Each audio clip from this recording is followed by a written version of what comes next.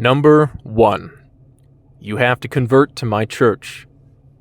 Or number 2, you submit to my church and agree to pay a very special tax that no member of my church has to pay. In return, we will tolerate you. You can continue to practice your religion with a few conditions. Or if you don't like those options, then number 3, we will have no other choice but to fight. And if we fight and we win, then we are going to kill you. We're going to take your lands, we're going to take your possessions and everything you own for ourselves, and then we are going to take your wives and your children, and we are going to sell them into slavery, either abroad for a profit, or we're going to sell them amongst ourselves and keep them as prizes, as concubines, or as our own wives.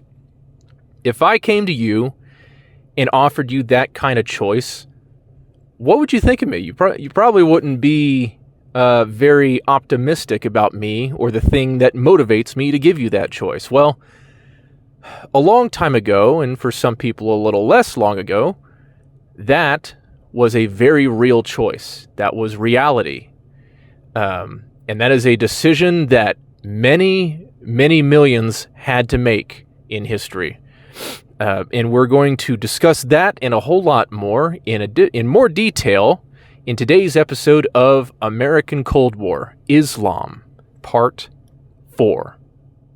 I just want to welcome you guys back to the channel where we have been doing this little mini-series within a larger series. In this mini-series, as I just mentioned, the main topic is Islam.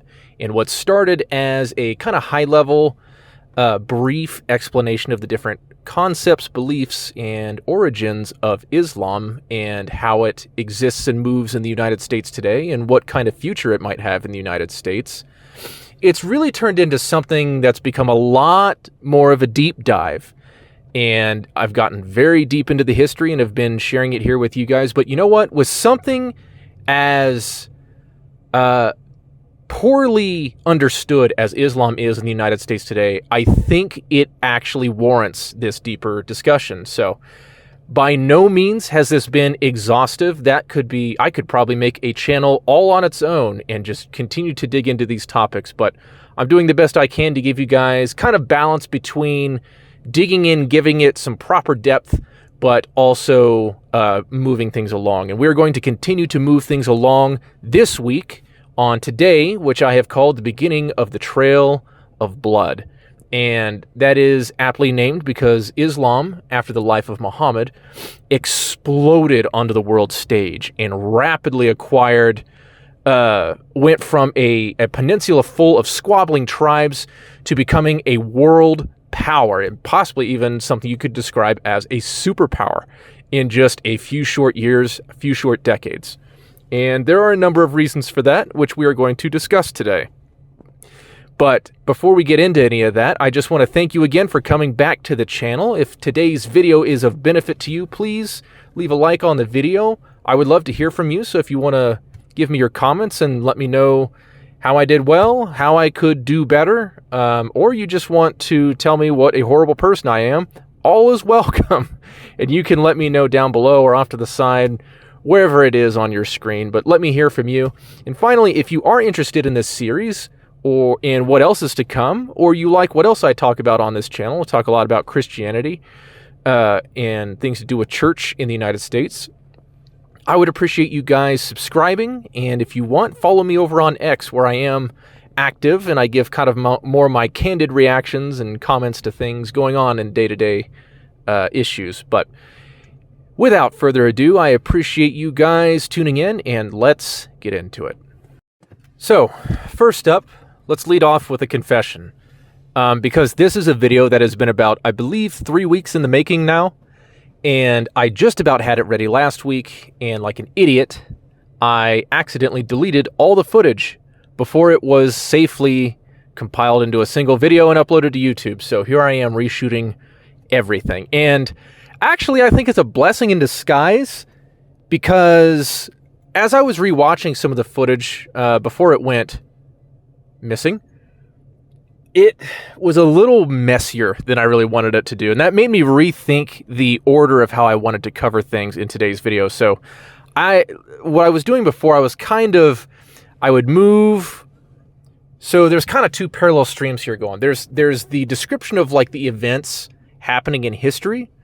And then there is discussions on the concepts as they come up.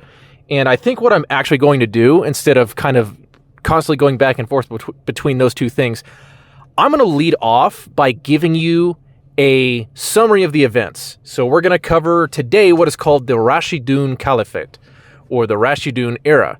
This is the just shy of 30-year period right after the death of the Islamic prophet Muhammad, and covers his first four what are called rightly guided successors. That is what Rashidun means. And what that means, here we'll do a little snippet of a concept here.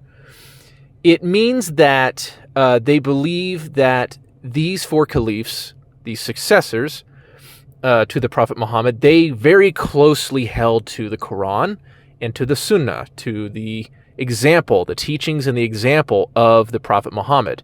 So much of what they did, said, and how they ruled, they took directly from, because they all four of them knew and were close companions of, if not relatives of, the Prophet himself. So, so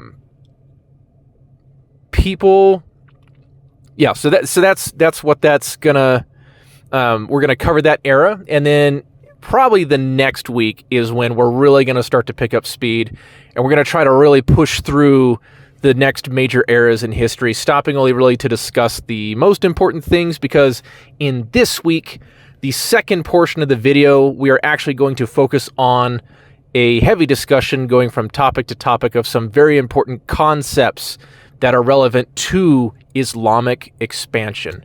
And I even want to do some comparison here and there between how Islam expanded in its beginning and how Christianity expanded, because there is definitely some important differences there.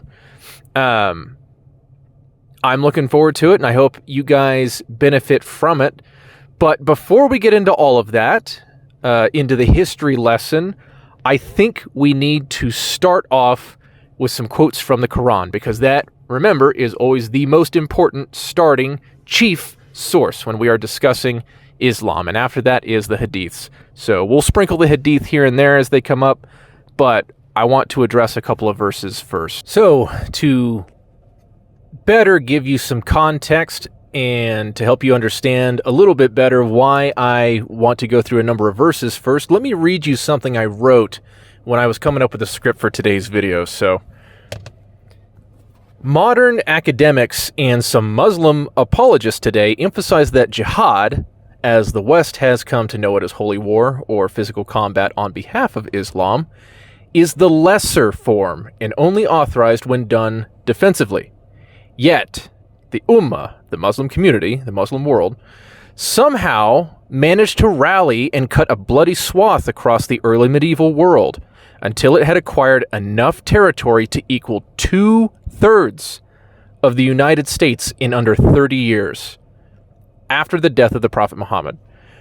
By still less than 100 years after Muhammad's death, the Islamic world under the Umayyad Caliphate, which follows the Rashidun, we'll talk about them next week, would control 15% more landmass than today's United States. These conquests erased a full 2/3 of the previously Christian world. That's right. The Middle East and North Africa were not always Muslim.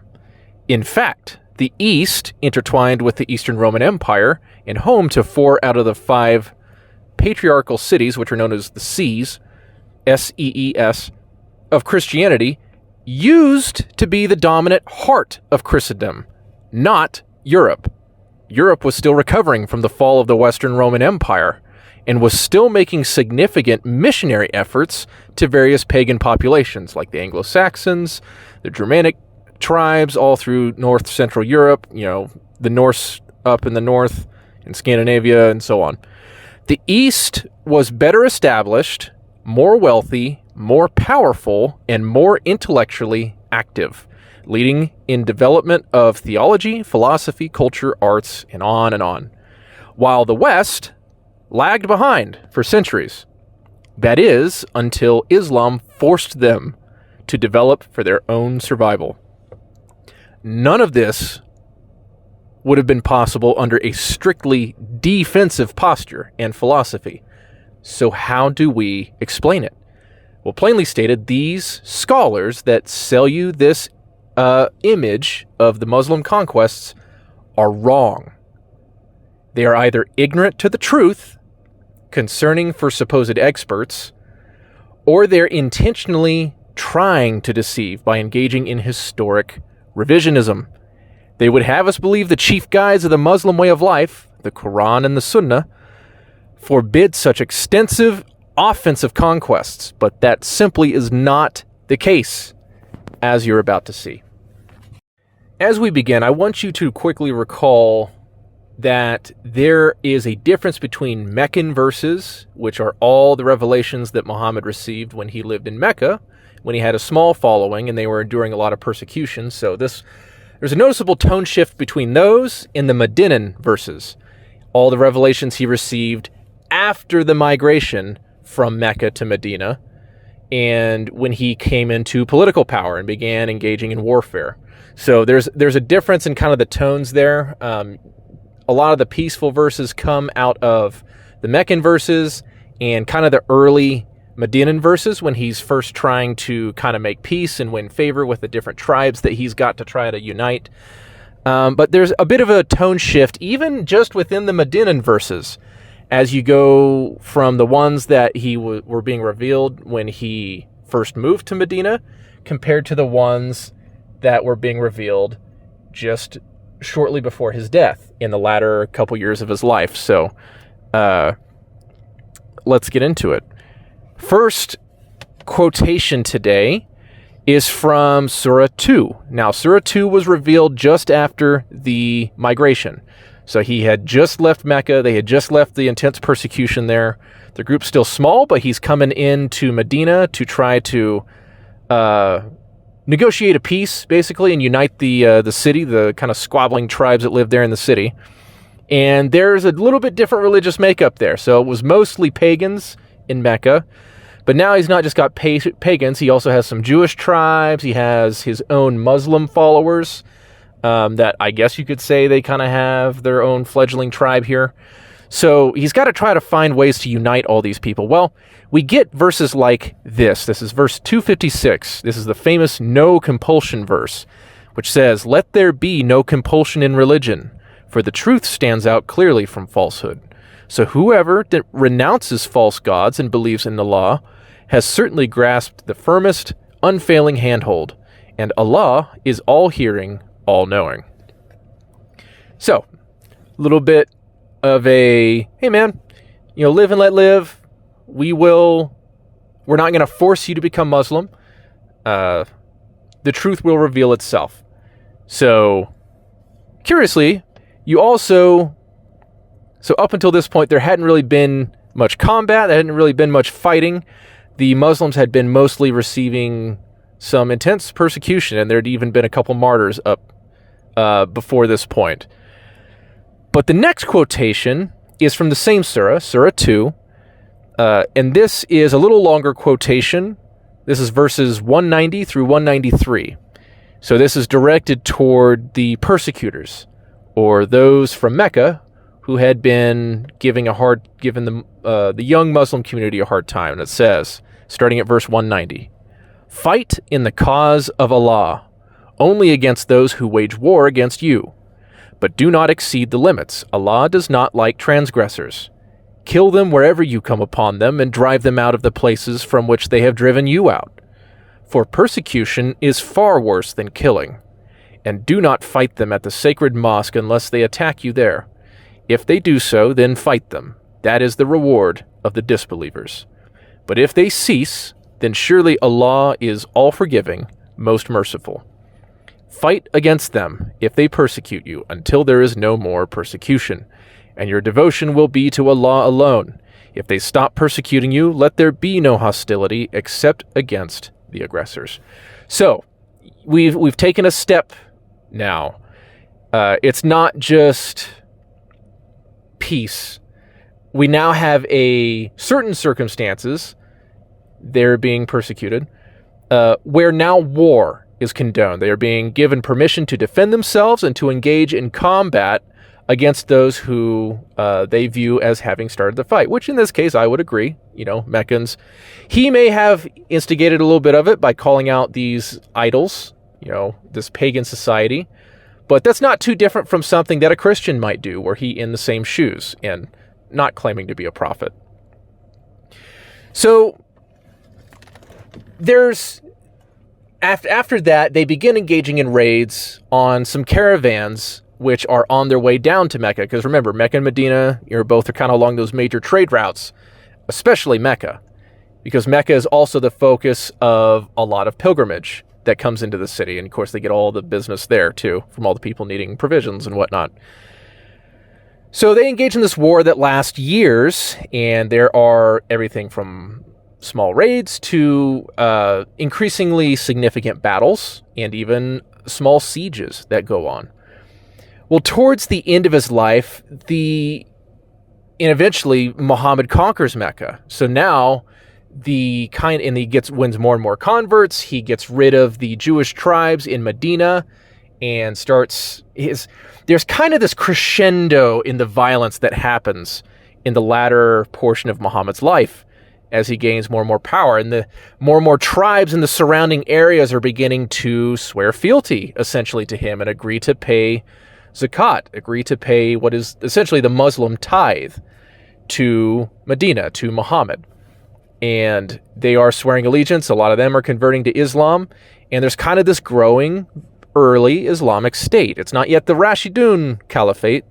That comes just after this. But as we are nearing the end of Muhammad's life, he kind of starts to cast his view a little further afield.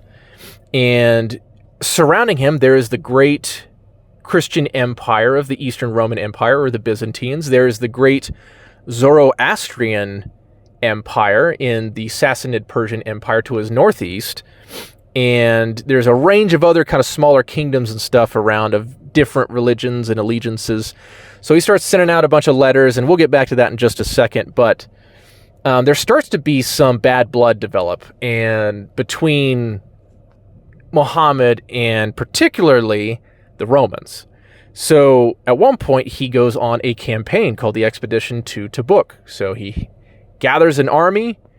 This is after he has conquered Mecca. Gathers an army of 30,000 men and brings them north. And they are anticipating to engage in combat with Roman forces. Well, that doesn't come to fruition. But while he's on that trip, he reveals one of the very last revelations. In fact, this is typically considered almost the very last. There's a very short surah. There's a list that I'll link in the description here that has kind of the revelation, the generally accepted revelation order. Different sources kind of put them in slightly different order. But Surah 9 is where we're going to be reading from. And Surah 9 is very important. So there's this debate over whether later revelations override earlier revelations. And that is important to consider because of verses like what I'm about to read. So this first one is one of what's known as the sword verses. This is Surah 9, verse 5. And it says, "But once the sacred months have passed, kill the polytheists who violated their treaties wherever you find them. Capture them, besiege them, and lie in wait for them on every way. But if they repent, perform prayers, and pay alms tax, then set them free. Indeed, Allah is all forgiving, most merciful." So the main target there is pagans. And you could even make the case that, well, this is against, specific pagans that had violated treaties with Muhammad. And I see where you're coming from, but this is one of a number of verses that have been used throughout history by Muslims, some Muslims at the very least, to justify bringing war upon neighbors of different faiths, or to expand Islam aggressively, not just in a defensive manner.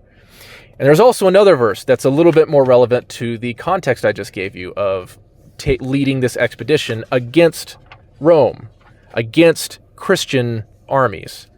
And this is verse 29 from the same surah, which says very clearly, it's really going to be kind of a theme for the rest of the video today, and it says, "Fight those who do not believe in Allah and the last day, nor comply with what Allah and His Messenger have forbidden, nor embrace the religion of truth from among those who were given the scripture, until they pay the tax," referring to jizya, "willingly submitting, fully humbled." That one, I think, is even more clear than the last one. This is typically, sometimes this is referred to as the second sword verse. Sometimes this is referred to as, I believe, the jizya verse. But this one specifically was given during their expedition to Tabuk. And up until now, there had been this developing distinction of the people of the book, the people of the scripture. So these are non-Muslims, but they share a heritage, a religious heritage, in common with Muslims. Today, we would refer to them as the other members of the Abrahamic religions, Christians and Jews. So, up until this point, they'd kind of carved out a special place for them. So you'll notice through the Quran and a lot of the Hadiths, there's a little more hostility for straight up pagans than there is for Christians, for example. But even they are not completely exempt from violence at times, or at least being made to submit to Islam. So this leads to something that is known as the threefold choice, which I referred to at the beginning of this video. So Muhammad had been sending out letters to all these different rulers. You know, he sent letters to the Roman emperor. He sent letters to the Persian emperor. He sent letters over to Ethiopia, down to the different tribes of Arabia. And he was calling all these people to submit to Islam. That's the first choice. Just 3 years later, after Muhammad's death, a Muslim general by the name of Khalid ibn al-Walid, Khalid, was about to invade Mesopotamia, which is today the country of Iraq. And he kind of took a note from Muhammad, and he sent some letters of his own throughout the region that he was about to enter with an 18,000-man army. And his letter was a little bit more direct. Let me read it to you. It said, "Submit to Islam and be safe, or agree to the payment of jizya, and you and your people will be under our protections." That's options 1, convert, and option 2, pay the tax. "Else you will have only yourself to blame for the consequences. For I bring the men who desire death as ardently as you desire life." So, that is your threefold choice, and that becomes something that is very commonly offered as Muslim armies march all across the Middle East, into the East, into Asia, into the West, across North Africa, and yes, even into Europe. So, and all of it is just uses this verse 29, that I just read to you as the basis of justification for that, among other passages in Hadiths. But let's continue. There's another verse that I think the sword verses are just those first two. I saw one place where it kind of threw this in with the group as well, because the first one was addressing pagans. The second one, verse 29, was addressing Christians and Jews, and sometimes Zoroastrians get lumped in there with people of the book as well. But this one can kind of be considered a third sword verse. If nothing else, it's kind of continues the theme there. So this is verses 73 and 74. Let me read them to you now. And this targets specifically disbelievers and hypocrites, so false Muslims, which says, "O Prophet, struggle against the disbelievers and the hypocrites, and be firm with them. Hell will be their home. What an evil destination. They swear by Allah that they never said anything blasphemous, while they did in fact utter a blasphemy, lost faith after accepting Islam, and plotted what they could not carry out." That was apostasy, by the way, something we're going to talk about later in this video. "It is only through resentment that they pay Allah and his messenger back for enriching them out of his bounty. If they repent, it will be better for them. But if they turn away, Allah will torment them with a painful punishment in this world and the hereafter, and they will have no one on earth to protect or help them. Again, that was Surah 9, verses 73 through 74. So the surah has just kind of continued on, continuing this theme of visiting violence and harshness upon not just pagans, not just Christians and Jews, but now also just plain non-believers and hypocrites. So people who converted to Islam and have since recanted, or something similar, some similar case. So there's one other thing I wanted to give you, just as if I haven't given you enough to kind of think over so far, consider this one. This is Surah 5, verses 32 and 33. So this was the surah immediately preceding Surah 9. So also close to the end of his life. And the first verse, this is 2 verses. The first verse is a little bit more, okay, gotcha. Yeah, I can jive with this. And then the next verse is like, okay, quick turnaround there. So you'll see what I mean. Listen to this. Verse 32 of Surah 5 says, "That is why we ordained for the children of Israel that whoever takes a life, unless as a punishment for murder or mischief in the land, it will be as if they killed all of humanity. And whoever saves a life, it will be as if they saved all of humanity. Although our messengers already came to them with clear proofs, many of them still transgressed afterwards through the land." So that verse, setting out there like, hey, we're not out here just dealing murder with, carelessly and just, killing anybody. That is specifically reserved as a punishment for murderers and those who cause mischief in the land. So, okay. But then there's this. Verse 33, the immediate following verse. "Indeed, the penalty for those who wage war against Allah and His Messenger and spread mischief in the land is death, crucifixion, cutting off their hands and feet on opposite sides, or exile from the land. This penalty is a disgrace for them in this world, and they will suffer a tremendous punishment in the hereafter."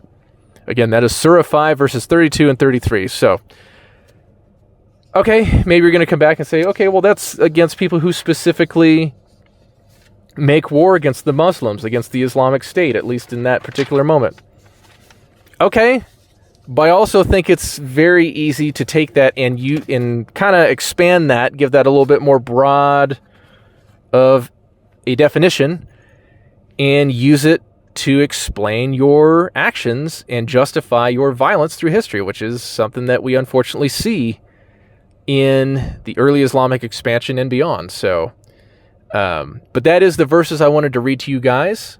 That's to kind of set the tone for what I am about to share with you next, which is going to be the telling of the historical events.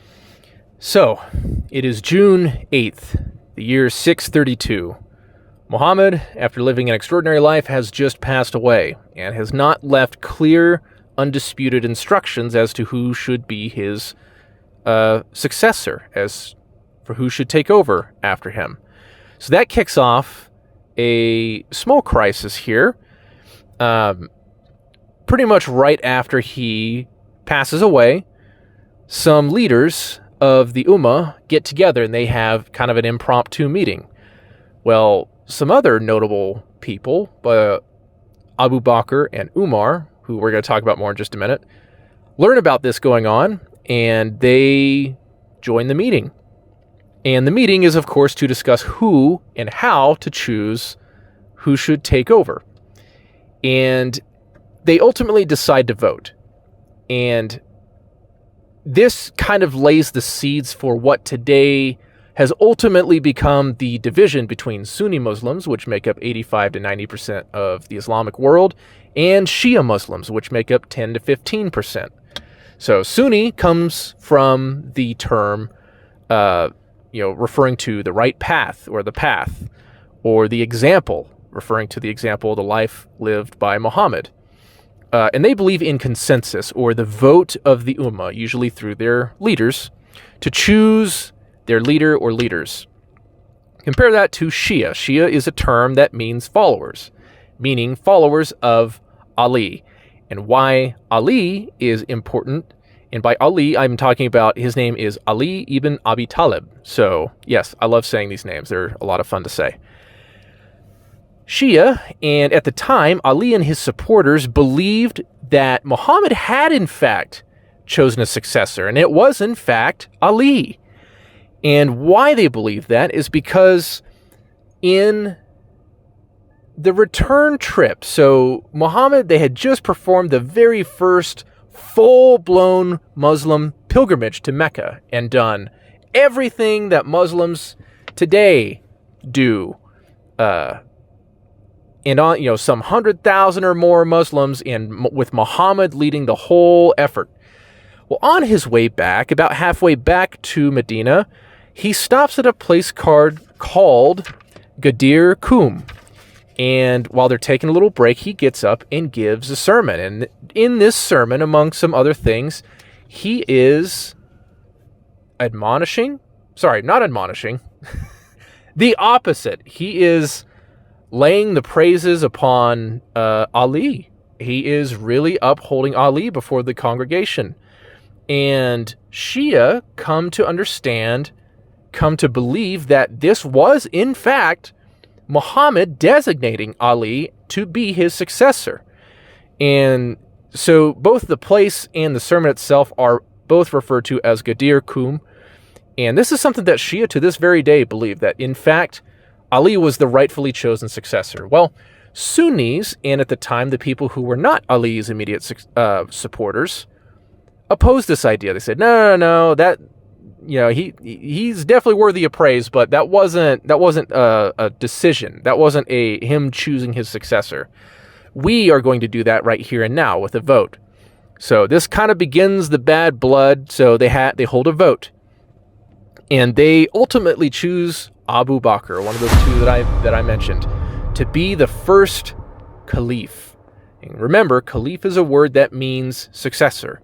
And a caliph leads the caliphate, which refers to so the ummah is kind of a little bit of a transcendental term. It refers to flesh and blood people, but it's cross-national, it's cross-lingual, it crosses all the boundaries and refers to all Muslims everywhere. Well, a caliphate is the real-world, tangible, essentially kingdom, or more accurately, empire, as it's about to become, the actual realm that is ruled by the caliphate and by the caliph.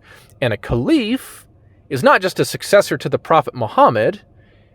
He is a religious and a political / military leader rolled into one.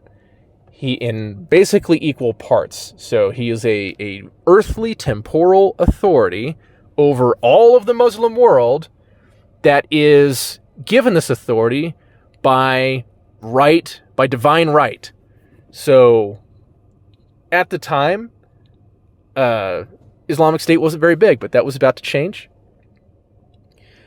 But Ali is not particularly happy with this outcome. So as people are swearing allegiance to Abu Bakr as the very first caliph of the Ummah, he refuses to do so, he and his supporters, and they essentially storm out of the meeting. And one small crisis leads to another. So Ali feels a bit scorned. He feels rejected because he himself felt that he had been selected by Muhammad. So for a period of about 6 months, this goes on.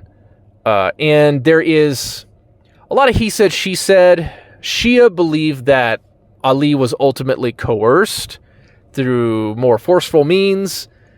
Sunni believe that it was ultimately, it came down to, arguments and discussions that ultimately led to an agreement and a consensus, like of a shared understanding. And ultimately, after 6 months, Ali goes ahead and accepts Abu Bakr as the caliph, and he swears allegiance to him. And even though he originally believed that rightfully should have been himself. So Abu Bakr has now, so they've figured that out. Abu Bakr has now got the whole Muslim family behind him. But that's not the only trouble. You see, one of the first things that happens after Abu Bakr rises to his new position, and just to give you a little reference, so Abu Bakr, up until this time, he had been a close friend of the Prophet Muhammad. He was his father-in-law, so his daughter Aisha, yes, the controversial Aisha, was married to the Prophet Muhammad, so he was therefore the Prophet's father-in-law. But he was one of the earliest converts to Islam. He converted way back in Mecca, and is said, I want to say it's the first free man to convert to. So a couple of, Khadijah, his wife, Muhammad's wife, converted first. And there was, I believe, a slave that converted. And then I think Abu Bakr converted. So he was one of the very, very first converts, and very devout, and was one of Muhammad's senior companions, senior advisors, and now has taken the reins from Muhammad. Well, a lot of the tribes that they had just spent years winning the loyalty and allegiance from saw their arrangement as now having been dissolved. They believed their arrangements were with Muhammad specifically, and not to this kind of fledgling Islamic state. So a number of Arab tribes around the peninsula begin to cut off relations with Medina. And this begins what's called the Ridda Wars, or the Apostasy Wars. So Abu Bakr obviously recognizes this as a huge problem, and he rallies some armies together and sends them off in various directions to quell this uprising, to quell this rebellion. Because not just were they cutting ties with Medina, but a couple of these tribes had people stand up and claim to be prophets themselves, even though Muhammad was supposed to be the seal of the prophets, the final prophet. There weren't supposed to be any more prophets, but you start to get a couple to stand up. So Abu Bakr and his supporters, his advisors now, decide that this needs to be crushed, and crushed quickly. So they do so, and the apostasy wars kick into full swing, and in the period of about a year. So some of this is already starting when Ali still hasn't quite been won over, but they do manage to successfully crush all the revolts, and under Abu Bakr, they reunify and consolidate power. So the Arabian Peninsula is now one. So and this is the first time this has happened in history, really, because remember, this was previously a tribal society for centuries and centuries, for a long time. So Abu Bakr pulls it off. So he's got Ali on the team. He's got all these tribes. He's crushed these false prophets. He has reunified all the Arabs under one, or at least the Arabs in the peninsula, because there's some other tribes that are kind of on the borders and aligned with the other empires in the area. But he does it. Well, in one of the battles, something happens. So up until this point, remember how we mentioned before in a previous episode how as Muhammad is coming back and giving his revelations, they're kind of scribbling his revelations down on just bits of leather and palm leaves and different materials, and it's not really like an organized thing. Well, there was also a lot of people, a lot of early Muslims that became known as reciters, that were committing different surahs to memory, or as much of the Quran as they could, what would become the Quran, to memory as possible. Well, in the the apostasy wars are like another level of conflict. Where there had been kind of growing battles and stuff in the lifetime of Muhammad, a lot of them were only hundreds of people, maybe a couple thousand people in an area. Some of these battles were tens of thousands of people in one area, and they resulted in thousands and thousands of casualties. Well, a lot of these reciters were killed in the fighting, and this quickly made Abu Bakr and Umar, so Umar becomes his senior advisor, quickly made them realize that they needed to act to preserve the Prophet's revelations. So at Umar's urging. Abu Bakr is a little hesitant at first because Muhammad never did this himself, so he didn't know if this was really truly right. But Umar does persuade him, and Abu Bakr gives the order to preserve the surahs, preserve the revelations. And so they designate one of the scribes, I believe by the name of Zayd. I had it somewhere. But they basically tap one of the previous scribes of Muhammad with the task to gather all of these pieces together. And so he does. He gathers everything he can get together. He gets a lot of reciters to come in, and they put it all down in written form into something that ends up being called the Mushraf. I'm mispronouncing that, but I'll try to note it somewhere on the screen here if I have time. But he puts it all in written form so that it's preserved. So he's comparing these written little things from like leather strips and things like that to what the reciters are saying and getting it all in order, getting it all cleared up. And so now they have something written down that they can carry into the future. So Abu Bakr successfully preserves the Quran. But this is not the Quran in its final form. That will come soon, but not under Abu Bakr's time. So something happens where as the Ridda Wars are being brought to a close, one of the tribal chieftains from one of the northeastern tribes, and as I'm going through this video, I'm going to, if I can, I'm going to try to put some images up on the screen for you. I'm going to try to stop holding the papers up, and I'm trying to actually put some images in front of you here as we begin to develop my editing skills. But so somewhere on the screen right about now, or sometime around now, you will see an image that shows essentially the area that Abu Bakr controlled. Well, up in the northeast there, kind of on the border between what is today Saudi Arabia and what would be the border of Kuwait or Iraq, there's a tribal leader there that had taken it upon himself to practice the old Arabian pastime of raiding. And he takes some small raiding parties into Mesopotamia, what would be one day become Iraq, and is very successful. They have some good hauls that they bring back. They are so successful, in fact, and they learn how vulnerable the region is, in fact, that this tribal leader travels all the way back to Medina to talk to Abu Bakr about it. And he lets him know, hey, the Sassanids are not doing so hot. The iron might be hot here, so we might have a good opportunity to strike. There's a lot of arable land. There is a lot of treasure and riches for the taking and new lands to conquer. So Abu Bakr is listening carefully to this and gives this leader his blessing and sends him back to his lands to continue doing what he's doing. And then he writes a letter and sends it to Khalid, the general I mentioned earlier. Khalid is still in the field, wrapping up the last of the resistance when he receives this letter from Abu Bakr. And this letter are new orders. Abu Bakr has been convinced by this tribal leader. And so he has now issued an order to General Khalid to round up a volunteer army and march north to the Sassanid Empire. And so he does. He gets together 10,000 men, and fresh out of the apostasy wars, he marches north to potentially begin another. And not another apostasy war, but another war.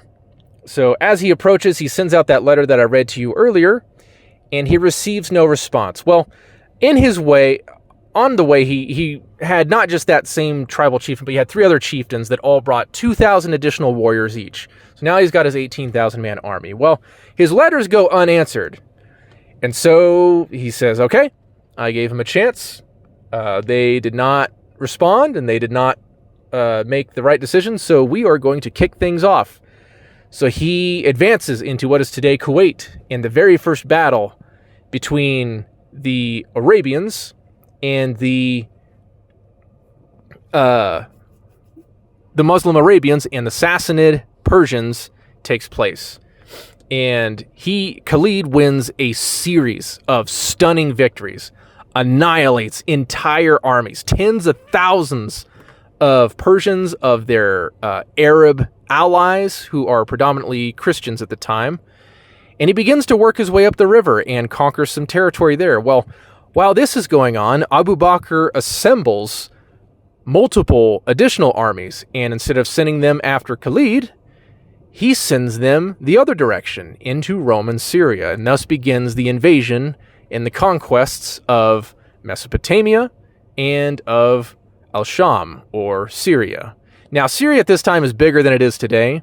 It envelops the lands at this time that also make up what is today the nations of Jordan, of Israel, of the Palestinian territories, of Lebanon, all that, also referred to as the Levant. All that is what is referred to as Syria at this time. So he sends armies, and they are there to take territory. And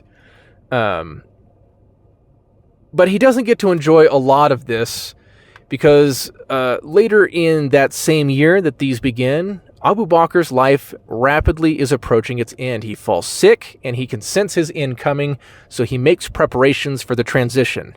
And this transition ends up being one of the smoothest in Muslim history, and he designates Umar, at the time his senior advisor, to be his own successor.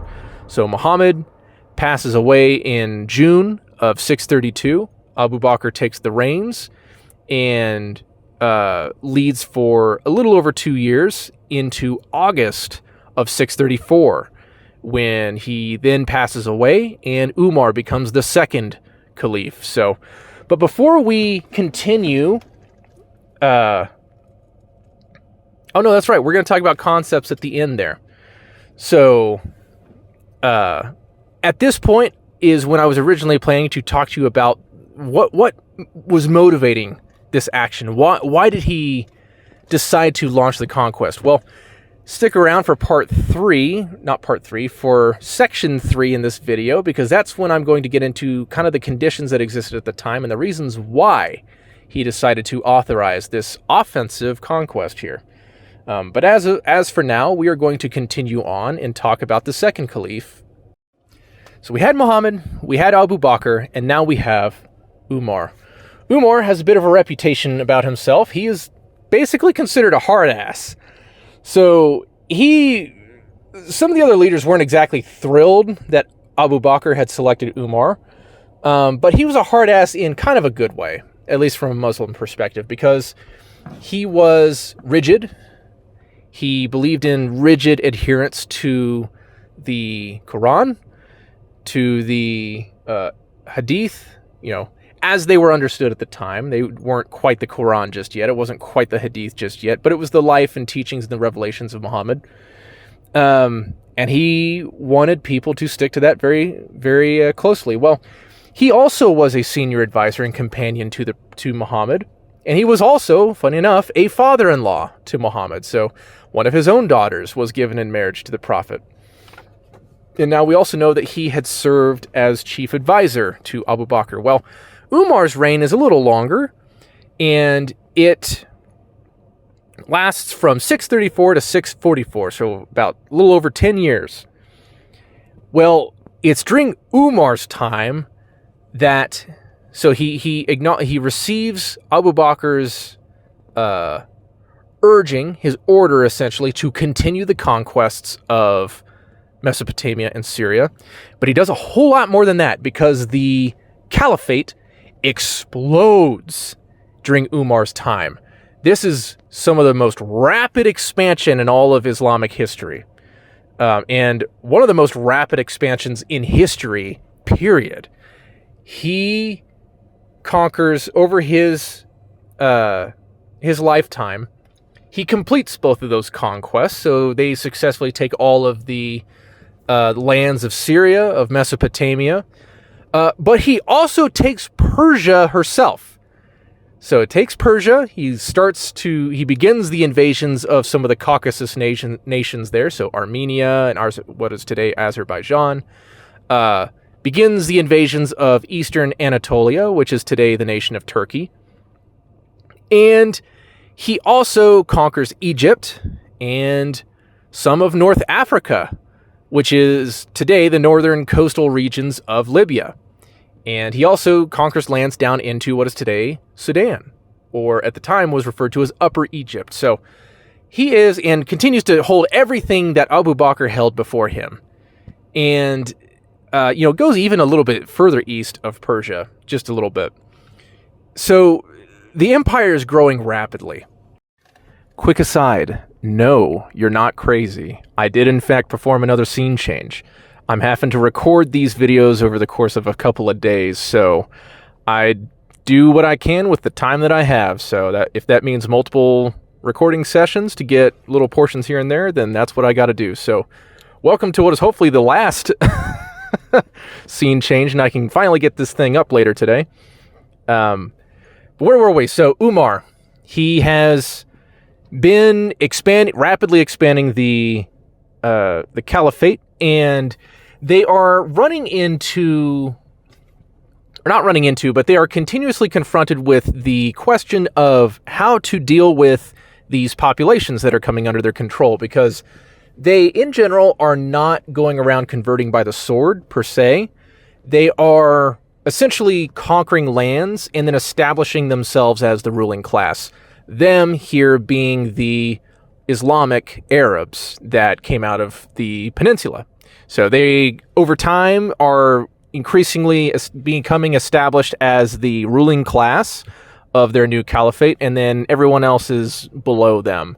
So we'll discuss that a little bit more, but there comes to be something called the Assurance of Umar, or Umar's Assurance, and it's known by a couple other names. There is another document by the name of the Pact of Umar that's a little more severe. Little is taking it lightly. But that seems to be a little later document that was developed and retroactively attributed to Umar. But this Umar's Assurance is generally regarded both within Islamic tradition and without as being more authentic and a little bit more lenient than the Pact of Umar. We'll talk about both these things later, but essentially what this is, it's surrender terms. So cities that agree to either not fight and just simply submit to the caliphate, or have been fighting for a time but are ready to surrender. This first comes into place notably, most notably, in Jerusalem. So Jerusalem is one of the very first Christian patriarchal cities, or Christian sees, S-E-E-S. I mentioned those earlier. So Umar, during his lifetime, sees the conquest of 3 of the 5 of these, and that being Jerusalem, Antioch in Syria, or Turkey, modern-day Turkey, one of the two, and then Alexandria in Egypt. These are major beating hearts of Christendom. So over half, there are 5 in total, the other 2 being, of course, Rome, which we're all familiar with today, and the other being Constantinople. So those 2 remain in Christian hands for the time being, but the other 3 fall into Muslim control.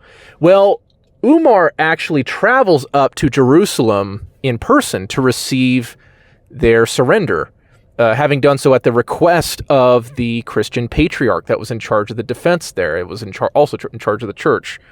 I can't recall his name off the top of my head, so please forgive me. But basically, whether it was the Christians that wrote it or the Muslims that wrote it, there was ultimately this assurance that was written up that was essentially an agreement to surrender, to expel the combatants so they would be allowed to leave, and then the inhabitants of Jerusalem would agree, they would submit and agree to pay the jizya, among other taxes, and a couple other terms. And in return, they would be allowed to remain, keep their property and their churches, continue their worship, largely unimpeded for the most part. I'm still digging into when exactly this begins to change, because eventually the Pact of Umar does come into effect, which has a lot more restrictions on Christian and Jewish populations throughout Muslim lands, or what have now become Muslim lands. But at this time, it's a little bit more tolerant. And a quick note, the Muslims, so obviously I'm a little harsh on Islam, and that's leading up to my ultimate conclusions in this series. But in the interest of fairness, I do need to acknowledge that the Muslims were not the only ones giving people a hard time. The Byzantines, the Roman Christians, they also put a lot of heavy taxation on their populations. They also engaged in persecutions of their own at times against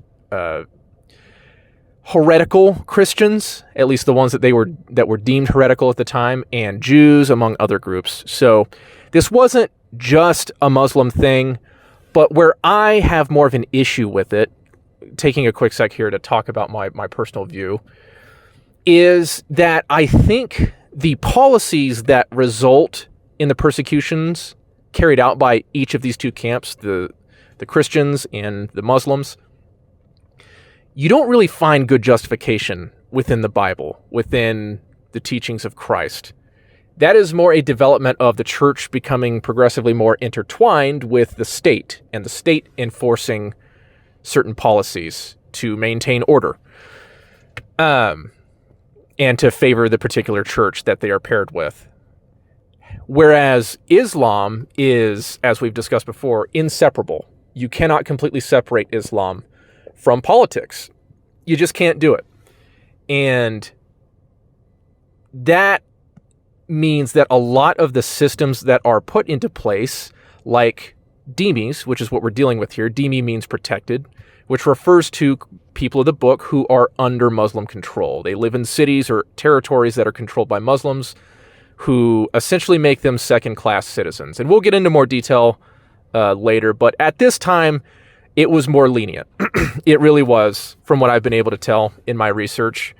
And because they agreed to surrender, they were given pretty generous terms. And other cities also received similar treatment. So the biggest thing that the armies are trying to collect at this time, like, yes, when they do engage in battle, and if a city does fight and resist all the way through the battle, then they are plundered. And the conquering army has a certain amount of time that they can go and collect up booty, spoils. These are all concepts we're going to discuss here in a little bit. I didn't write up notes for the difference between a peaceful surrender and a... Sorry for the spittle, by the way. I know that's been a lot in this video, but one day I'll have a studio. For now, my truck is my studio. But there is a difference between how they deal with cities that agree to surrender, even if they have started off fighting but now surrender, and a city that continues to resist until the Muslims just conquer it entirely. Those receive two very different treatments. But anyways, Umar is very successful in his conquest, in assigning generals that successfully lead campaigns and conquer enormous swaths of territory. And yeah, they have a lot of gain. And as it gets towards the end, he does kind of wind down the progress of the armies in order to consolidate power. And one of the things that he puts into place is a system of, he starts to assign and draw up provinces. So now it's not just one big caliphate. You have essentially what are like states here in the United States today within the, or provinces within Canada. That'd probably be a better, more one-to-one comparison there. So there are major provinces that each have a governor over them. So he appoints these governors, provincial governors. But then each province is also broken up into roughly 100 districts, usually centered around major cities, and then it breaks up further from there. And each of those have a junior governor, or what they called an emir. This is where the term comes from. An emir that is appointed to rule over that region. And, you know, one of the biggest duties is to collect taxes and to maintain order.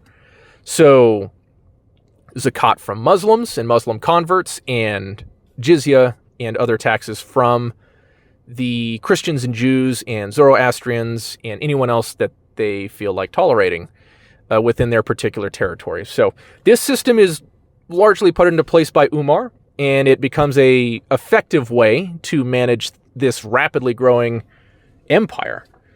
And the Caliph, Umar at the time, does appoint most of them, although sometimes they will allow the provincial governors to appoint emirs, their next level down, the junior governors there. So Umar is ultimately, so in line with his reputation, I just thought this was an interesting note. Supposedly Umar lived in pretty humble means. He lived in a simple mud hut with open doors, and he would walk the streets of Medina each night so that he kept relatively close to the poor and the needy and was aware of their situation in life. And I mean, that's something that even as a Christian, I have to commend, if assuming that is true. That is really, truly something incredible. Can you imagine a leader today doing something like that? I'm talking like a head of state doing that. I feel like that is absolutely unheard of in the world today. Well, for better or worse, he did so, and he adjudicated many disputes. Unfortunately, one of those disputes led to a slave becoming particularly disgruntled with Umar's decision, and so this slave ultimately assassinates Umar. He attacks him in the middle of prayer in Medina. Umar survives the immediate attack long enough to help arrange to order for a council to come together. I believe this is called a Surah, which is basically one of those councils of elders. So he sets up and appoints certain members and puts them under guard and tells them to choose a successor because his time is near. He does not expect to survive. And that, in fact, does come to pass as we prepare for our third caliph. So it is late. It is either early November or late, what comes before November? October. It's late in the year 644. Unfortunately, Umar has been assassinated, and the council, the shura that he assembled, has selected their next caliph, and that is none other than Uthman ibn Affan. Uthman becomes the third caliph, and he will hold the post for about 12 years, from the year 644 to 656. So Uthman was a second cousin and senior companion to Muhammad, and also a son-in-law. So the first two had been fathers-in-law. This is the first caliph that had been someone that married into Muhammad's family. And another important note that's going to come into play from this point forward is he is a member of the Umayyad clan. So he belongs to the same tribe that Muhammad was a part of, but Muhammad was a Hashemite, or from the Hashemi. That was his clan. And Uthman comes from the Umayyad clan. So it's another clan within the same larger tribe. Well, he was converted by Abu Bakr in the year 611. So this is shortly after, it's about a year after Muhammad began receiving revelations. And Uthman, from what I was able to tell, was a wealthy, successful trader. Trader, not traitor, trader, and merchant. And I guess those are the same thing. He, at different points, has kind of helped bankroll some of the different battles and efforts going on. So he was pretty well known. He's got a lot of skin in the game, and now he has been appointed the third caliph. And expansion continues under Uthman, although at a noticeably slower rate. So in the West, you have they continue to push a little deeper into North Africa, and then you get continuing to advance through a little bit through Anatolia, through the Caucasus, and then further into the eastern regions as well, as they start to advance into what is today Pakistan. At the time was Western India and some of those other kind of Central Asian nations. So the empire continues to grow. But he does, and one of the most notable things, he is the first to commission a Muslim navy. So up until this time, they had been primarily a ground force. Well, now they have officially commissioned a navy to rival the likes of the Byzantine navy, the Roman navy. And rival they do. They actually manage, among other territories, they managed to conquer the island of Cyprus. So Cyprus falls under Islam's control. And I believe the island of Rhodes as well. And they continue, and they deliver a particularly significant defeat to the Romans in, I believe it's called the Battle of the Masts. So they very quickly make a name for themselves on the Mediterranean Sea. And with that, the Mediterranean Sea ceases to be a Roman lake. So up until this time, that had been a term that was used because the Romans, as they controlled all the territories around the Mediterranean and had developed a navy of their own and really stamped out most of piracy, the Mediterranean Sea became quite peaceful, quite reliably safe, at least from human threats, safe to travel. And that lasted for centuries until now. So now they have lost a lot of the coastlands that have fallen in Syria, Egypt, North Africa, that have now fallen under the Caliphate's control. And now the Caliphate has a navy of its own that it begins to use to conquer more territory, to send raids throughout foreign coastlines, and so on. So that is a huge development. And they will continue to menace the European coastlines for many centuries.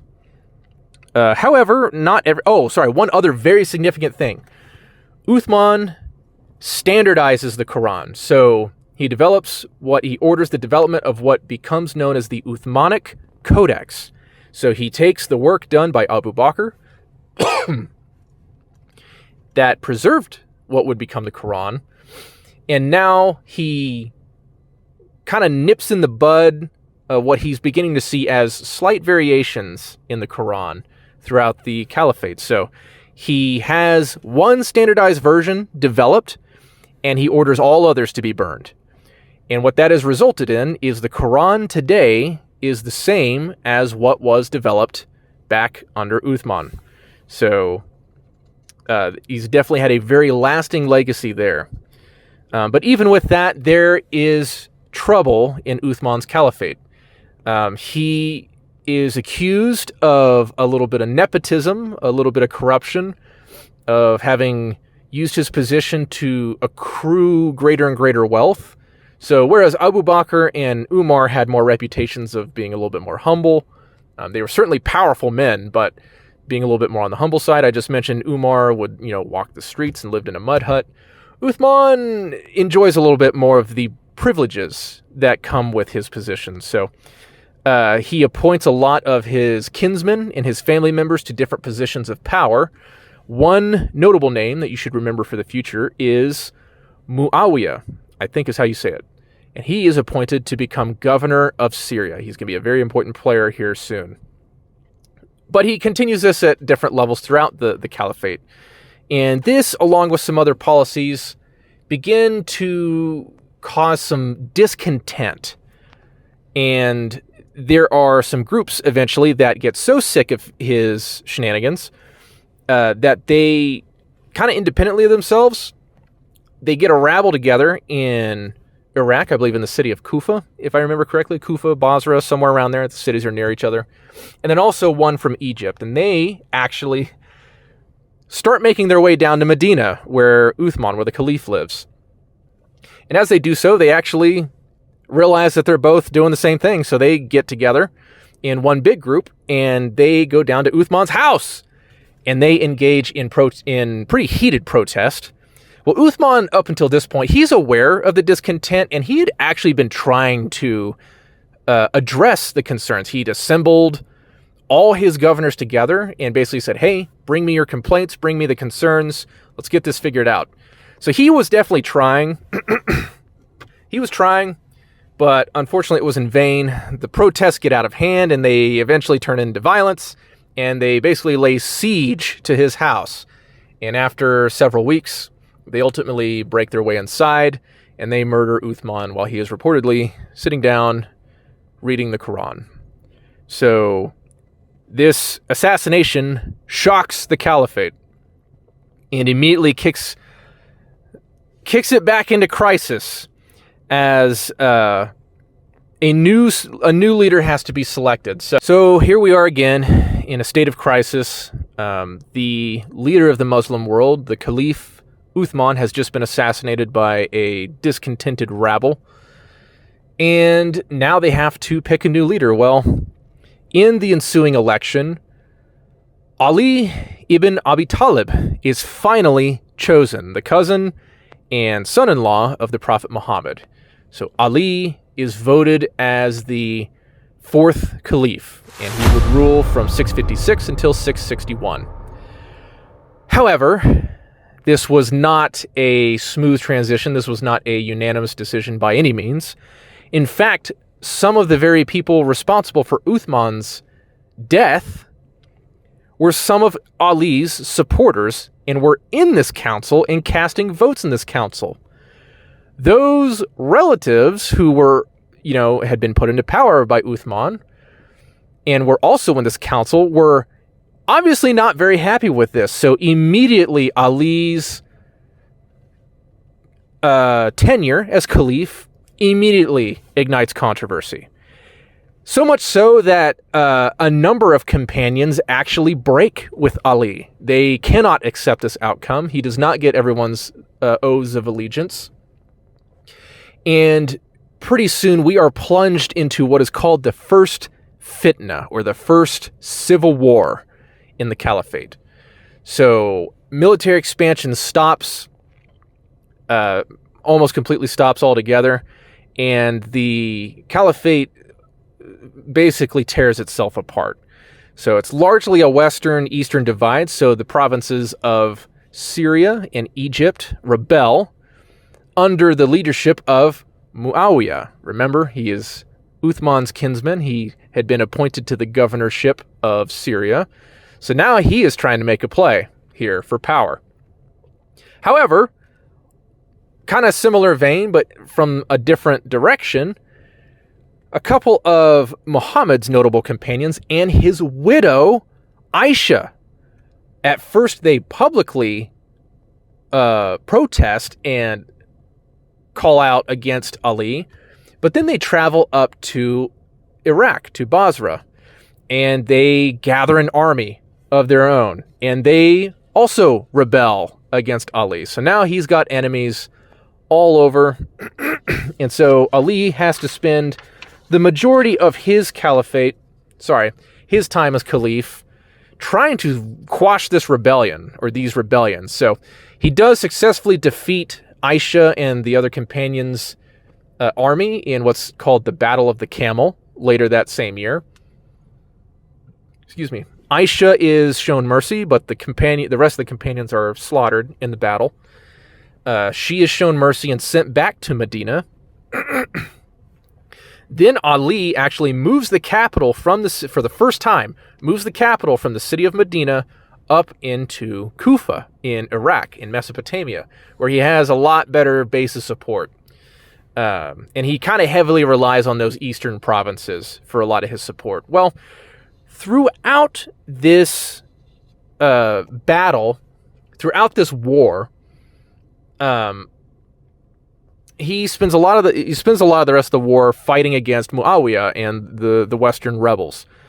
So they get bogged down in the Battle of Siffin, and it's a huge clash, tens of thousands of soldiers involved, and it's starting to lean in Ali's favor. He's starting to press his advantage, and Muawiyah comes up with a plan. So he has a lot of his warriors place. It wasn't clear if they placed just independent pages or individual pages or entire Qur'ans on their spears, on their lances, and they raise it up in a sign to basically call for a parley. So the battle comes to a halt and is ultimately inconclusive, and Ali accepts this attempt to negotiate, basically. So they agree to debate, what's called arbitration. Well, most of both the sides are more or less in agreement on this, and so the battle comes to a stop. But there is at least a small faction within Ali's camp that cannot accept this. They think this is ridiculous, that they ought to continue the fight and crush their enemies. And they are so offended at Ali's accepting this course of events that they actually rebel against Ali. So now there's a third group that is rebelling, and they become known as the Kharijites.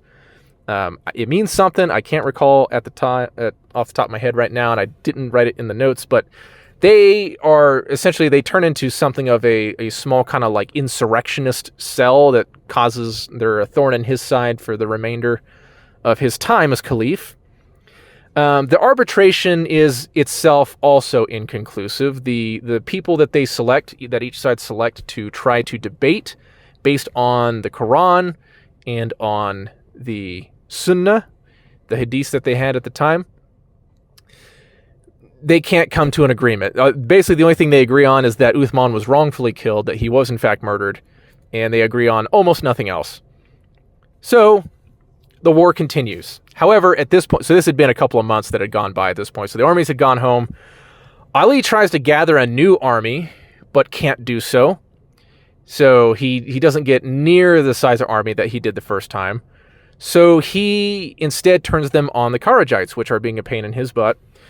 And he crushes them in a battle. A few survivors do escape, and one such survivor ultimately goes on to, a year or two later, assassinate Ali. So we have a not-so-noble tradition developing of caliphs being assassinated. The only one who wasn't assassinated was Abu Bakr.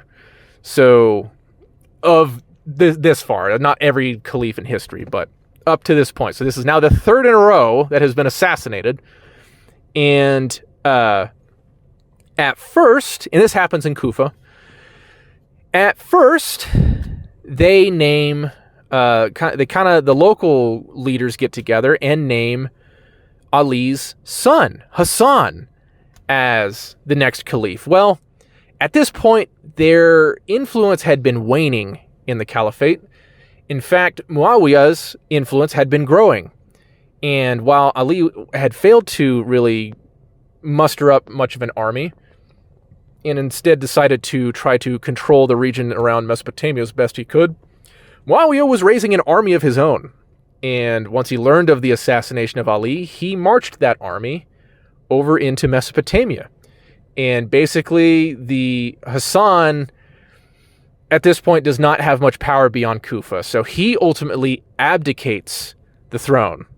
He says, I'm not the caliph. Muawiyah, he defers to Muawiyah, and we see the Rashidun Caliphate officially come to an end. And with the end of the Rashidun Caliphate, we quickly see Muawiyah become Muawiyah the First, the fifth caliph, and the first of the Umayyad dynasty. And that is a new development from here forward, where instead of electing leaders, the caliph, the office of caliph, becomes a hereditary position. So they transition into something more akin to the empires that they had been fighting against all this time. And Muawiyah would go on to have a good long run, and he will reign from 661 until, and he's recognized as so they kind of backdated a little bit. So even though this didn't happen until like August of 661, that there was this abdication and Muawiyah takes over, they backdate him as the caliph till like January, at least from what I saw in doing my research. So he takes over, and Muawiyah the First becomes officially the fifth caliph. And we will talk about the Umayyad Caliphate further. They get back to the business of expansion. There are some developments in how they rule. But for now, that is certainly enough of a history lesson for you guys to chew on there. Let's talk about some concepts, some things that we didn't stop to spend much time talking about up to this point. It's at this point I just want to take a quick moment to thank you guys again. If you've gotten this far into the video, I really appreciate you watching. If this video has been something valuable to you, I would ask for a like. If you want to see more or you enjoy other content on my channel, I would encourage you to subscribe as well. Leave a comment. Let me know what you think. What am I doing well? What am I doing poorly? What do you want to see me cover in the future? But enough of that. Let's get back to the lesson. Whew. Had to downgrade. Getting all worked up, getting all sweaty. As if I needed to be any more gross in this video. Anyways, let's talk some topics here. Some different concepts. And the first one, we're starting off strong. None other than apostasy. So, recall back in Abu Bakr, the first caliph, he had to deal with the apostasy wars when multiple tribes were trying to break away and do their own thing. Well, this wasn't the first time they had to deal with it. In fact, they actually had to deal with some individual apostates during the time of Muhammad. In fact, he said and taught a few things that we're about to cover. But let me just read this little intro here. So leaving the Muslim faith is an extremely serious offense, as it would be under the Christian faith. But beginning under Muhammad himself and continuing until this day, the majority of Muslim scholars, so religious authorities throughout the world, hold that those leaving the Islamic religion must suffer the death penalty. The offender is to be given the chance to repent, but if he does not, then he is to be killed. And this justification is found, I didn't just make this up, it's found in the Qur'an, and the authentic hadith. So the Qur'an speaks very strongly in spiritual terms, but it does condemn the act. And then the hadith, the teachings and example of Muhammad, explicitly recommend the death penalty for this offense. So let me read to you real quick a excerpt here from Surah 3. This is verses 85 through 91. And they say, "Whoever seeks a way other than Islam, it will never be accepted from them, and in the hereafter they will be among the losers. How will Allah guide a people who chose to disbelieve after they had believed, acknowledged the messenger to be true, and received clear proofs? For Allah does not guide the wrongdoing people. Their reward is that they will be condemned by Allah, the angels, and all of humanity. They will be in hell forever. Their punishment will not be lightened, nor will they be delayed from it. As for those who repent afterwards and mend their ways, then surely Allah is all-forgiving, most merciful. Indeed, those who disbelieve after having believed, then increase in disbelief, their repentance will never be accepted. It is they who are astray. Indeed, if each of those who disbelieve then die as disbelievers were to offer a ransom of enough gold to fill the whole world, it would never be accepted from them. It is they who will suffer a painful punishment, and they will have no helpers." So in that, if that language is getting a little confusing, talking about, repenting and coming back and one being forgiven, the other not.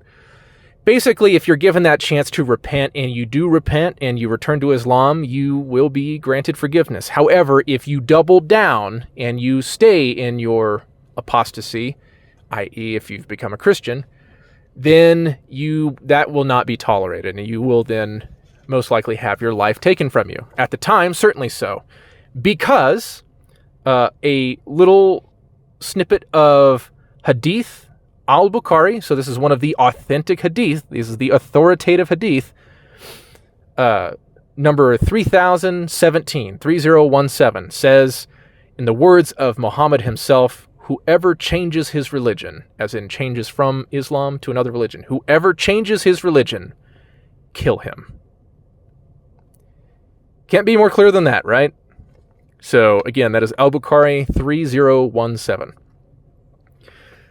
You might say, okay, Chase, well, that was a long time ago. That was way in the beginning. Don't religions develop? Well, yes and no. I would say both Christianity and Islam both try to cleave to their original forms as much as they can. There have been developments, but consider in this particular case, there are 10 countries, 10 Muslim countries in the world today that still have the death penalty on the books for apostasy. I'm not saying that they all carry it out on a regular basis. I'm not saying that they all carry it out as frequently as one another, but it does still exist. It is still a possible punishment that can be given. And a couple of these countries might surprise you a little bit here. Not to give you the clickbait answer, but let me read them off to you. So countries that are still going to kill you if you become a Muslim and then try to leave the faith, not necessarily leave the country. Number 1, Afghanistan, to no one's surprise. Number 2, Brunei. Number 3, Iran, which, as of this recording, that is still accurate. But who knows? Maybe in the days and weeks to come, that may change if we get a new regime in Iran. Anyways, number 4, Mauritania, which is a country in West Africa. I didn't know that at first. I had to look it up. Number 5, Qatar. Number 6, Saudi Arabia, where today both Medina and Mecca are located. 7, Somalia, to no one's great surprise. 8, Sudan, also not that surprising. 9, the United Arab Emirates, the UAE, which is generally seen as a pretty cosmopolitan place. They have a lot of expats from all over the world that live there, and they go there to enjoy luxurious lives and, freedom and safety from their home countries, but it would appear maybe not that safe. And finally, number 10 is the country of Yemen.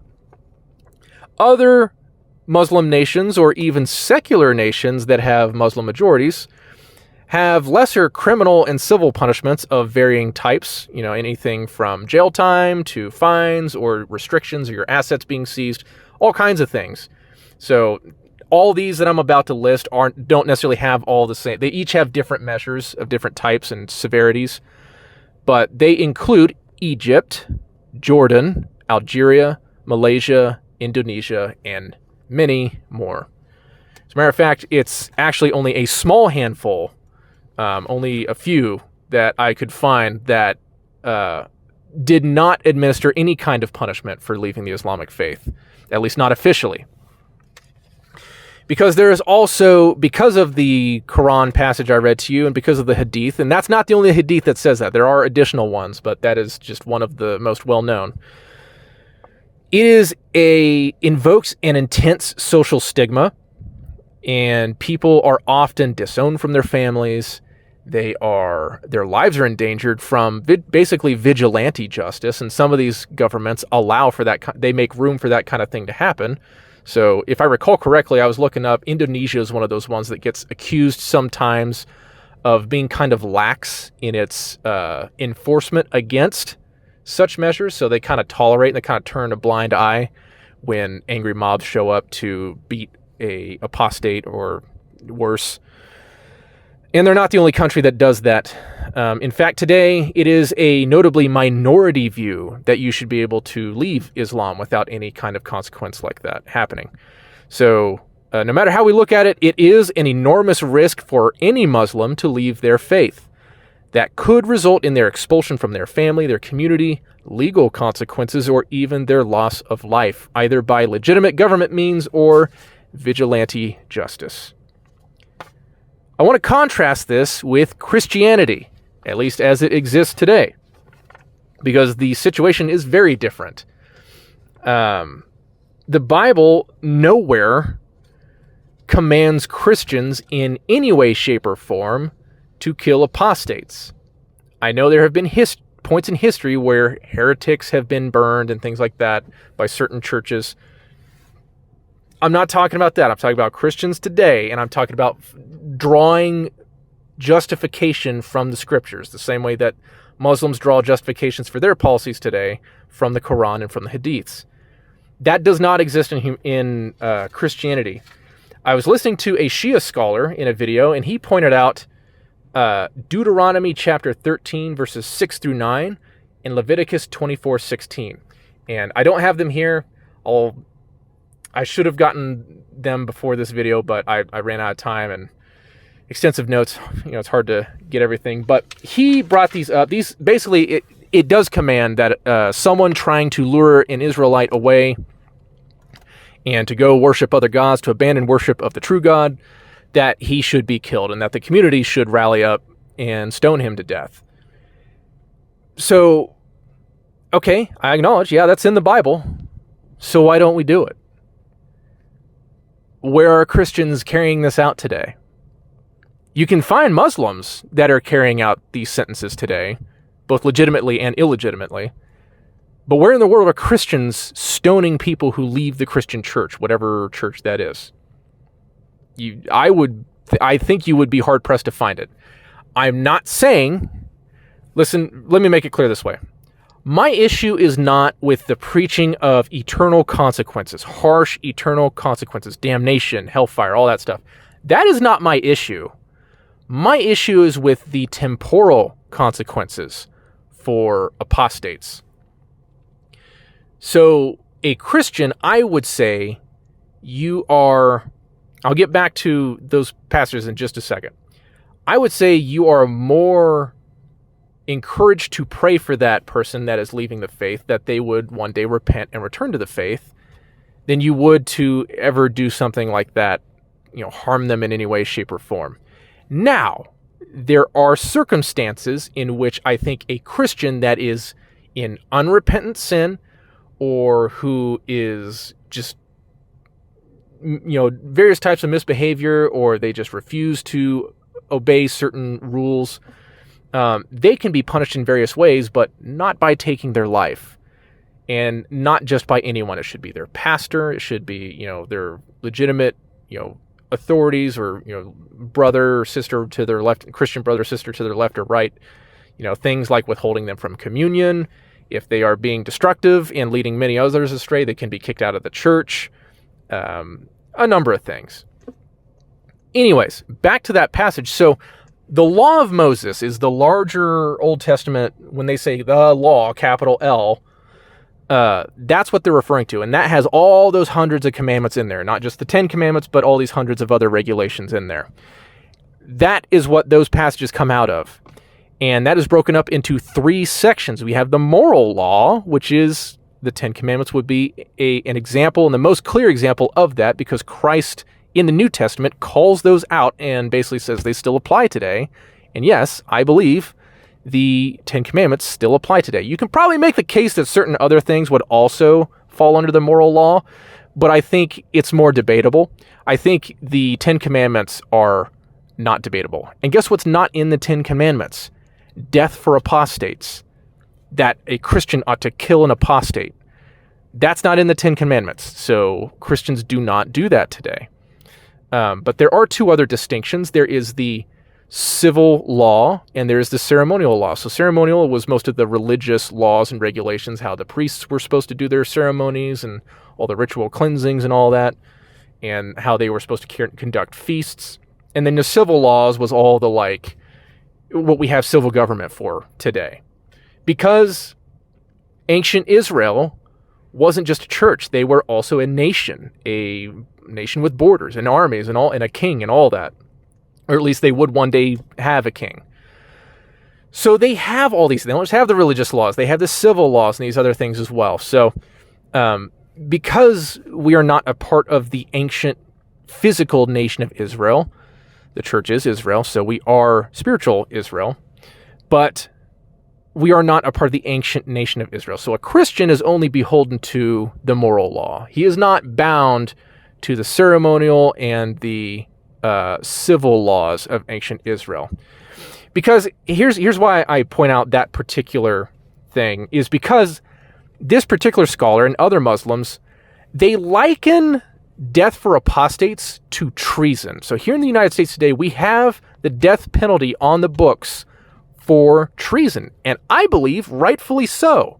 You should not be allowed to aid and abet the enemies of the United States and be shown mercy. You are an enemy. You yourself have become an enemy. You threaten our country, our society, our citizens, and you ought to suffer the maximum penalty for that. This is a little different.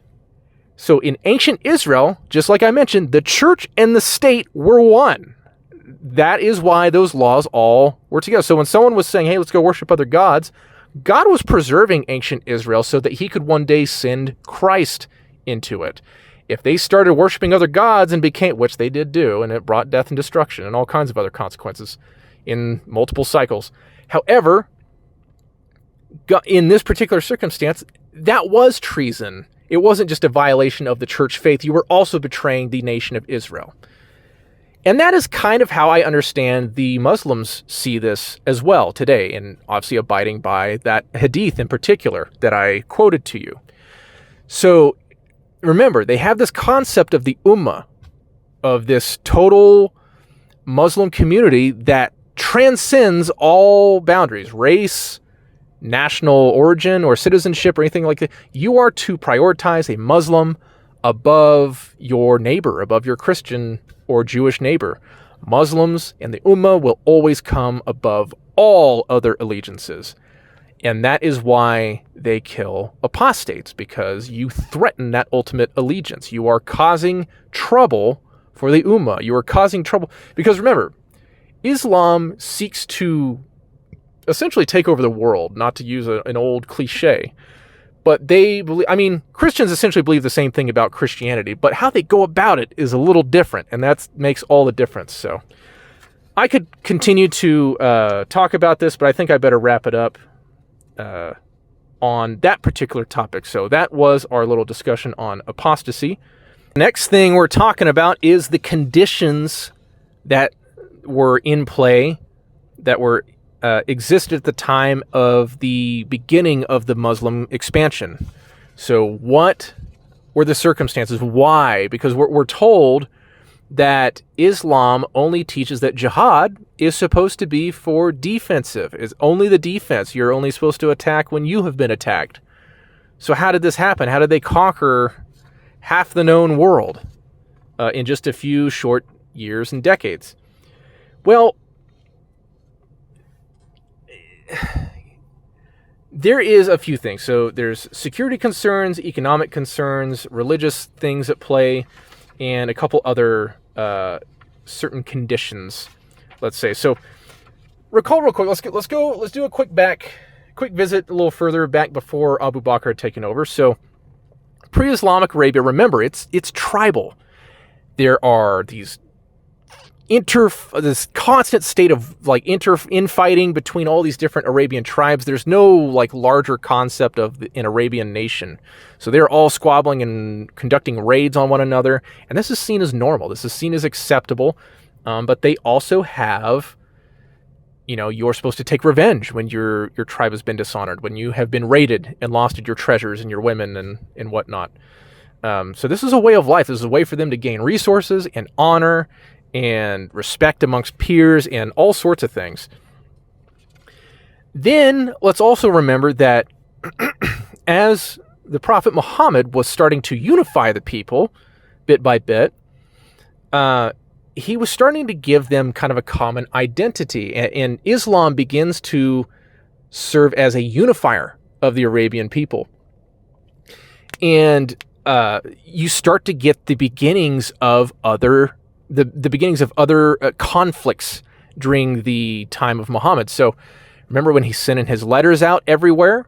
One of those messengers was captured by the Ghassanids, who were allies of the Romans up in Syria, and they actually executed one of his messengers that were carrying these letters calling all these different leaders and regions to Islam. So that was seen as the Christians making the first move to attack the Muslim community. So he sends an army up there to punish them. We have the Battle of Mu'tah in 629. It goes poor. The Muslims lose that battle, but they do go toe-to-toe for a bit with the Romans against a larger Roman force. And that becomes the very first major bloodshed between those two camps, even within the lifetime of Muhammad. Later, you have the expedition to Tabuk in late 630. With Muhammad personally leading that expedition. They don't get into a battle, but they do subject some towns to jizya. They force them to submit to Islam. And then before Muhammad died, it wasn't exactly clear to me if this was conducted while he was still alive or if it was conducted right after he had passed away. But either way, he was involved in arranging another expedition known as the Expedition of Usama bin Zayd, right before he passed away. He was organizing this expedition to be a punishment and a punitive action against the Christians, against the Roman Christians, for the martyrs of Mu'tah, for those that were killed at Mu'tah. So this expedition is successful. It basically is just a big raid. So they go in there. It's another kind of 3,000-man force, which was about the size of the force at the Battle of Mu'tah. But they send it under the Usama bin Zayd. That's the commander, young commander. They're successful. They get a bunch of spoils, and they bring it back down to Medina and the areas around there. And that is a successful vengeance for the losses they suffered at that battle. Well, this carries over into after Muhammad. So that, as you can see, these squabbles are getting a little bit more You're seeing a pattern developing here. Well, Abu Bakr, the scholars at least are trying to tell us that and this is probably legitimate, that the larger empires to the north, so Rome and Persia, would likely see a now unified Arabia as a potential threat, and rightfully so.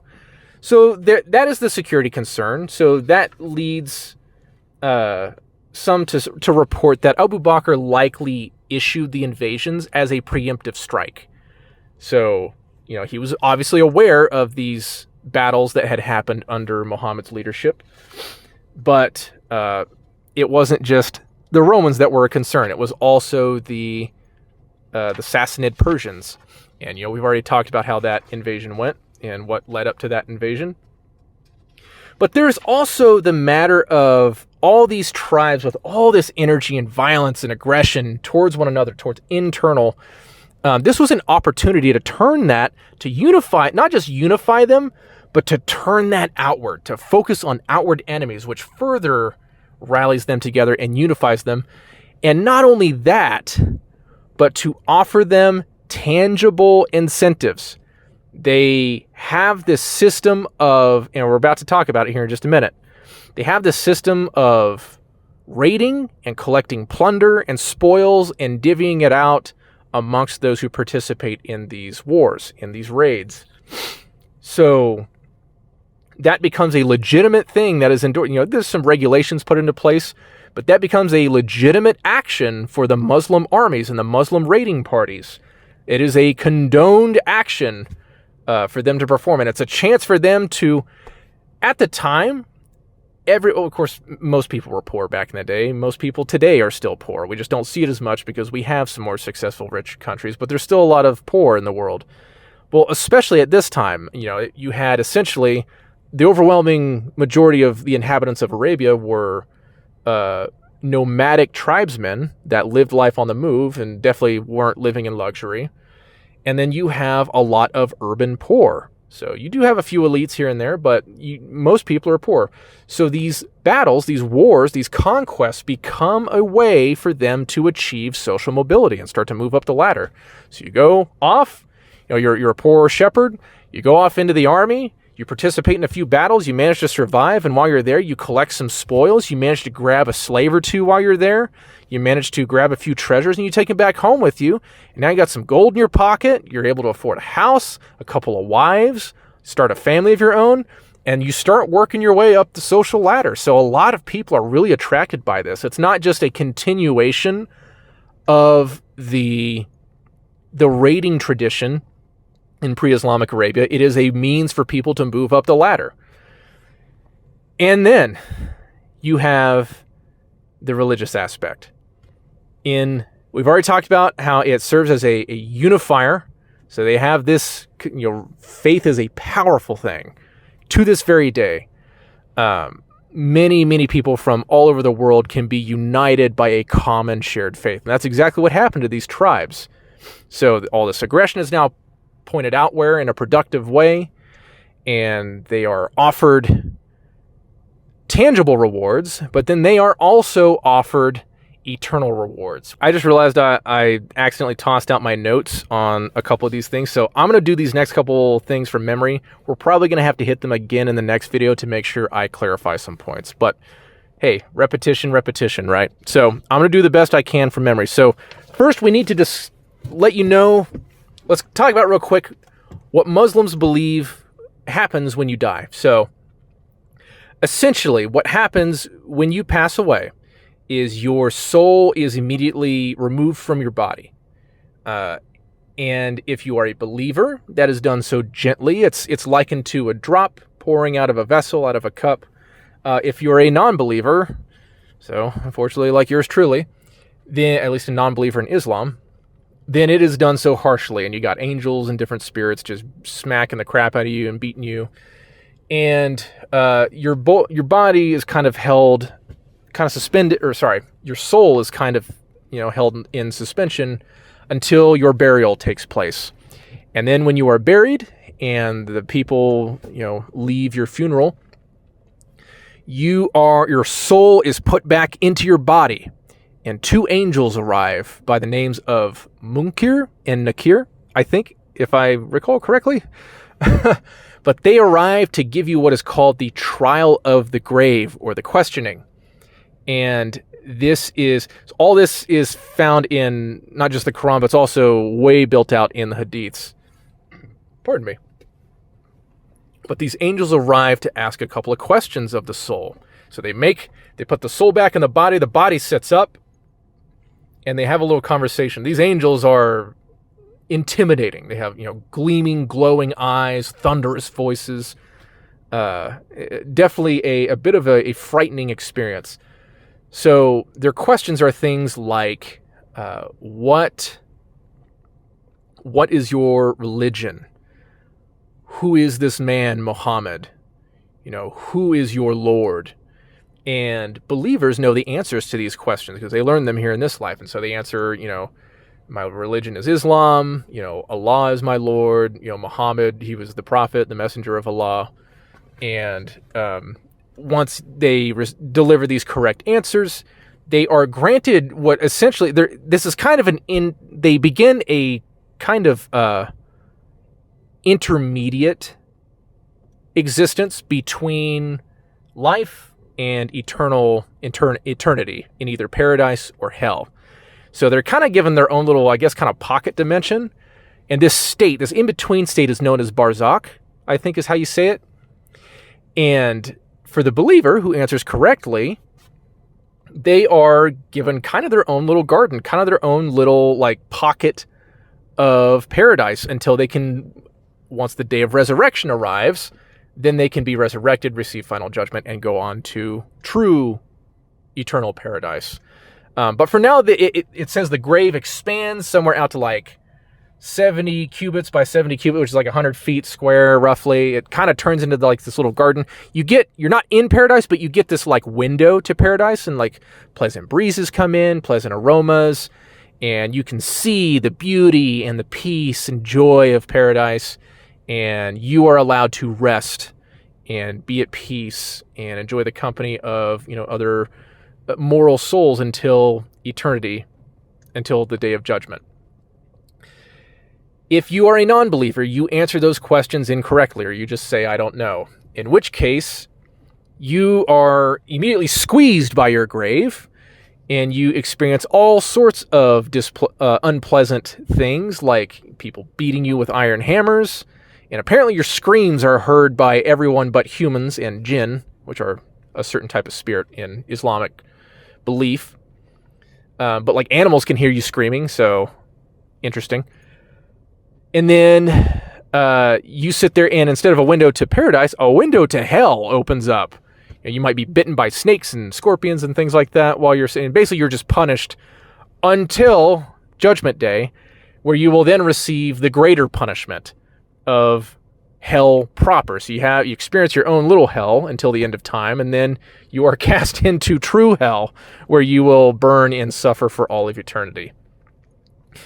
And why this is important to know is because the next thing we're going to talk about, martyrdom, is one of those eternal rewards that motivate the early Muslim fighters and motivate Muslim fighters to this very day, because martyrdom is a way to immediately surpass all of that. So before we talk about martyrdom, let's talk about paradise real quick. So paradise is essentially Muslim heaven. This is where God is. So that's one benefit, is you're now in the presence of God. I wasn't entirely clear. I didn't have enough time to really expand my research on this.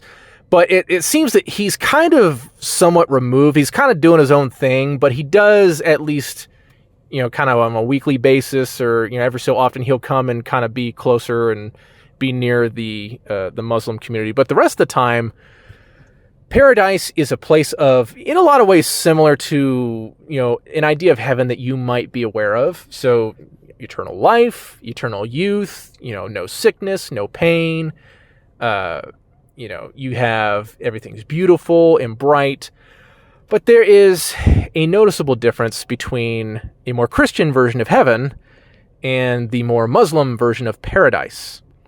And that is the fact that paradise has a particular focus on carnal pleasures. So among those things being food, which is something that is in Christian heaven. So there's feasting, fine clothing. Interestingly enough, Muslims are forbidden from alcohol while in this life, but once you're in paradise, there are rivers of wine, rivers of honey, and you are allowed to drink to your heart's delight. Those things that you were withheld from in life, some of those things that you had to give up in life, you are rewarded with and given infinite supply in the hereafter. And then there's one particular interesting thing that was a particular motivator: the Houris. What are the Houris? Well, I think we've all, in 20 years of the global war on terror, I think at some point almost every American has heard about the idea of 72 virgins. These are the Houris. So there was kind of, I don't know if it was conflicting or if it was just further explanation, but Houris are basically supernatural women. They are special angelic women. They're not earthly women. They are heavenly women that Allah creates as a reward specifically for the believers when they enter paradise. So every man, it's very male-centric, every man gets at least 2 Houris, which are just beautiful beyond description.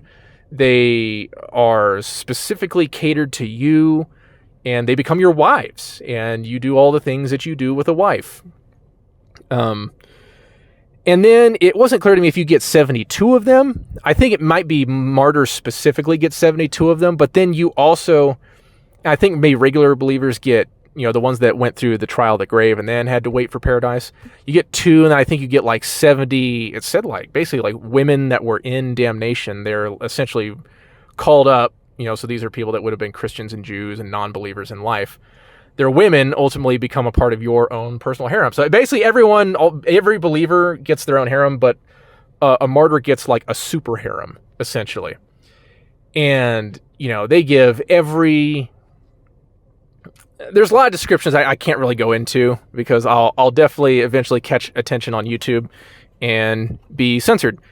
But it gets quite graphic in the things that Muhammad and others describe you will be doing with these Houris. So that is at the forefront of every Muslim fighter's mind. And if you are, I guess we'll go ahead and talk about martyrdom here. So when you are a martyr, when you are martyred in the fight for Allah, whether it's defensive or offensive combat, as long as it's in service to Allah and the Ummah, you are a martyr. And you are immediately, the biggest thing is you go right past go. You don't have to do this trial of the grave thing. So that immediately is something you just go right past that. You get right into paradise.